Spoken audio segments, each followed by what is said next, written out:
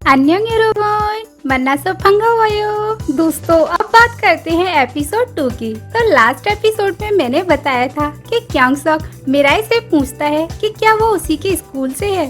तो वो ये सुनकर शॉक्ड हो जाती है और समझ नहीं पाती कि वो इसका आंसर क्या दे।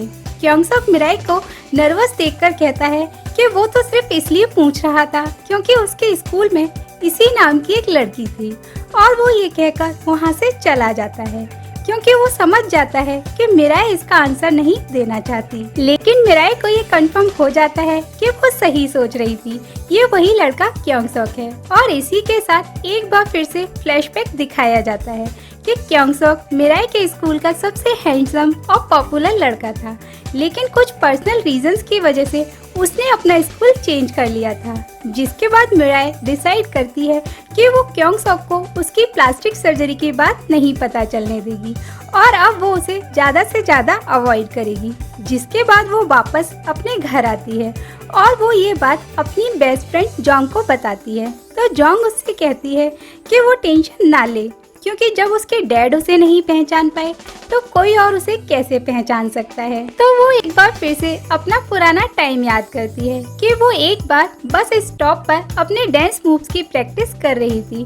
उस टाइम क्यांग सॉक भी उसे देखकर हंस रहा था।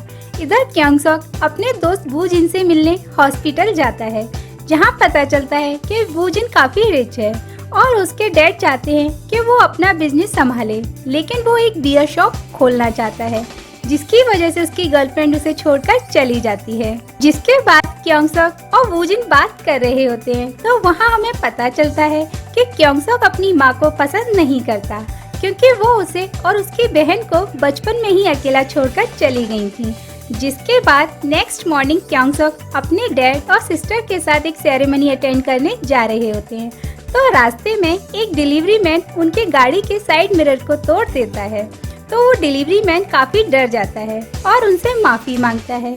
तो क्यांग सॉक के डैड उसे माफ कर देते हैं और उसके साथ कुछ पिक्चर्स ले लेते हैं, क्योंकि वो एक पॉलिटिशियन है और इन पिक्चर्स के थ्रू अपनी पब्लिसिटी करना चाहते हैं। यानी उसके डैड की एक फेक पर्सनैलिटी है और वो अपने चिल्ड्रंस के साथ भी वैसा ही फेक रिलेशन रखते हैं।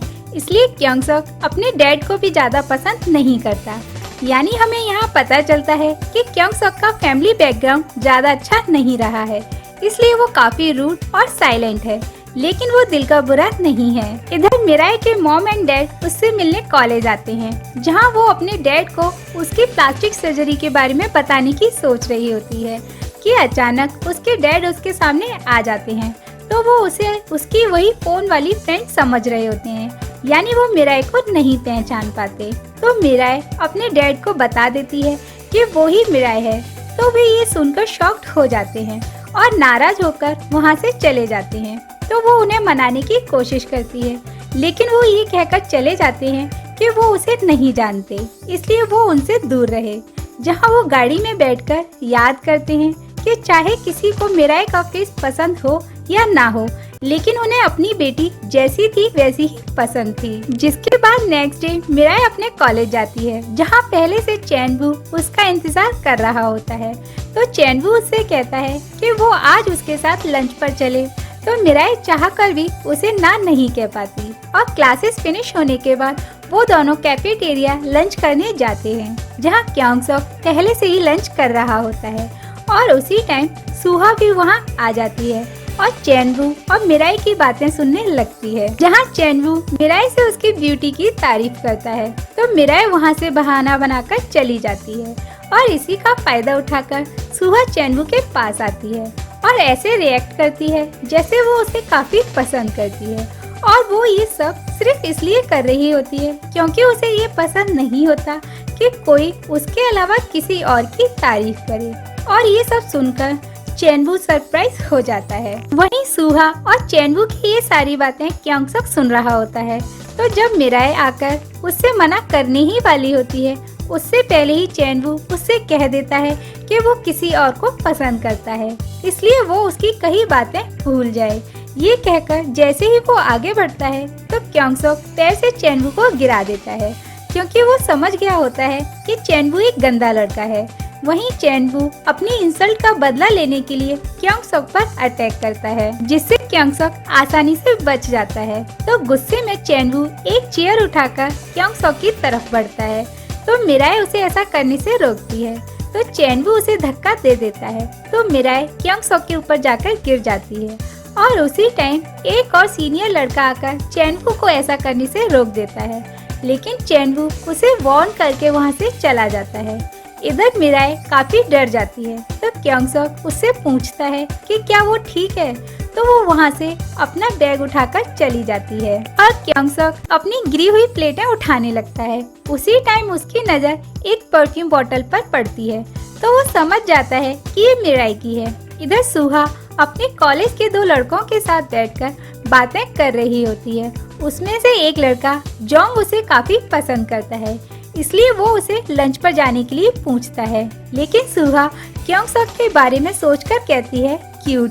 तो सामने बैठे जोंग को लगता है कि वो उसे क्यूट कह रही है, तो ये सुनकर वो दोनों काफी खुश हो रहे होते हैं और उसी टाइम चैनवू वहाँ आ जाता है और उससे कहता है कि उसे कुछ बात करनी है। तो वो दोनों बाहर जाते हैं, जहाँ चैनवू सुहा से पूछता है कि क्या जो उसने कैफेटेरिया में कहा वो सब सच है। तो सुहा कहती है कि हाँ, वो सच कह रही है, वो उसे काफी पसंद करती है। लेकिन सुहा कहती है कि वो अपनी फीलिंग्स को लेकर अभी कंफर्म नहीं है, इसलिए वो इसका आंसर अभी नहीं दे सकती। तो चैनवू खुश होकर वहाँ से चला जाता है, ये कहकर कि वो उसके आंसर का वेट करेगा। इधर मिराए क्लास के बाहर बैठकर कैफेटेरिया वाले इंसिडेंट के बारे में सोच रही होती है कि उसी टाइम सुहा वहाँ आ जाती है और ऐसे रिएक्ट करती है जैसे उसे पता ही नहीं है कि कैफेटेरिया में क्या हुआ है। तो सुहा मिराई से पूछती है कि क्या वो चैनवू को पसंद करती है, तो मिराई साफ मना कर देती है। तो सुहा उससे कहती है कि अगर आगे ऐसा कुछ हुआ तो वो उसका साथ देगी, जिस पर मिराई यकीन कर लेती है। स्टोरी आगे बढ़ती है और एक केमिस्ट्री लैब में इस ड्रामा के सेकंड लीड को दिखाया जाता है, जिसका नाम वू योंग है, जो कि केमिस्ट्री टीचर का असिस्टेंट और इन सब का सीनियर है, जहां वो सभी को 3-3 के पेयर में डिवाइड कर देता है। तो मिराए, सुहा और क्योंगसोक एक ग्रुप में साथ होते हैं। थोड़ी बहुत स्टडी के बाद वो सभी वहाँ से जाने लगते हैं। तो वू योंग सभी को जाते देखता है, तो पता चलता है कि वू योंग भी मिराए को काफी पसंद करने लगा है। नेक्स्ट डे क्योंगसोक सोडा मशीन से सोडा कैन निकाल रहा होता है, तो उसी टाइम सुहा भी वहाँ आ जाती है और क्योंगसोक से बात करने की कोशिश करती है, लेकिन क्योंगसोक तो सुहा को बिल्कुल पसंद नहीं करता। तो जब सुहा क्योंगसोक से उसके लिए सोडा बाय करने को कहती है, तो वो उससे कहता है कि वो खुद अपने लिए सोडा बाय कर सकती है। तो सुहा अपनी इंसल्ट को हाइड करने के लिए जोर से हंसने लगती है और कहती है कि अरे मैं तो मजाक कर रही थी। और उसी टाइम मिराए अपने फ्रेंड्स के साथ वहाँ से गुजर रही होती है। तो क्योंगसोक अपनी सोडा कैन सुहा को देकर मिराए को आवाज देता है और उसकी तरफ चला जाता है और मिराए से कहता है कि मुझे तुमसे कुछ अकेले में बात करनी है। ये कहकर जैसे ही वो वहाँ से जाता है, तो मिराए के फ्रेंड्स उसे परेशान करते हुए कहते हैं कि तुम दोनों के बीच क्या चल रहा है। तो मिराए उनको अवॉइड करते हुए क्योंगसोक के पास जाती है, लेकिन ये सब देखकर सुहा और भी ज्यादा चिढ़ जाती है और बाहर जाने पर क्योंगसोक मिराए को वही परफ्यूम बोतल वापस करता है जो कैफेटेरिया में गिर गई थी। तो मिराए उसे थैंक्स बोलती है। तो क्योंगसोक वही क्वेश्चन फिर से पूछता है कि क्या तुम वही मिराए नहीं हो जो उसके स्कूल में पढ़ती थी, क्योंकि ये वही परफ्यूम है जो उसके स्कूल वाली मिराए यूज करती थी। तो मिराए कहती है कि ये बात तुम किसी और से मत कहना। तो क्योंगसोक थोड़ा कंफ्यूज्ड होता है और कहता है कि क्या नहीं कहना। तो मिराए कहती है कि मेरा पुराना फेस जो तुमने देख रखा है, यानी वो ऑलमोस्ट अपनी सर्जरी वाली बात कन्फेस कर ही चुकी होती है कि उसी टाइम वूजिन आ जाता है और क्योंगसोक उसके साथ चला जाता है। लेकिन मिराए इस बात को लेकर डरी होती है कि कहीं क्योंगसोक किसी को ये बात ना बता दे। वहीं फिर से एक और फ्लैशबैक दिखाया जाता है जहां मिराए स्कूल की सफाई कर रही होती है। तो क्योंगसोक आकर उससे कहता है कि क्या उसने परफ्यूम लगाया है।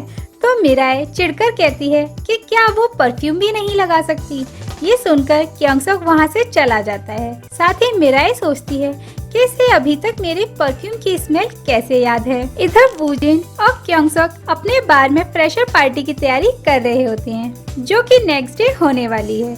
जहाँ बातों ही बातों में वूजिन क्योंगसोक से पूछता है कि क्या कॉलेज में कोई लड़की उसकी गर्लफ्रेंड बनी, तो उसके दिमाग में सिर्फ मिराई आती है।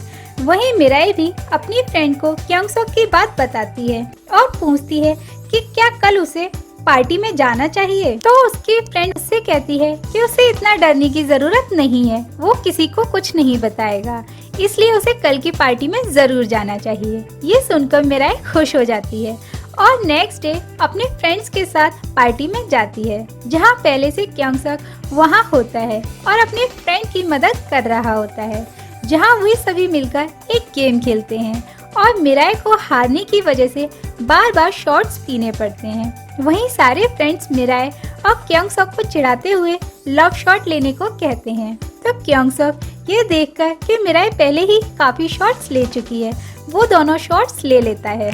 और जब ऐसी ही सिचुएशन सुहा के साथ होती है तो सुहा सोचती है कि क्योंगसोक उसके लिए भी ऐसा ही करेगा, लेकिन जोंग आकर उसके दोनों शॉट्स पी लेता है और सभी के सामने सुहा को प्रपोज करता है, जिसे सुनकर सभी हंसने लगते हैं और सुहा भी इनोसेंट बनकर उसे मना कर देती है।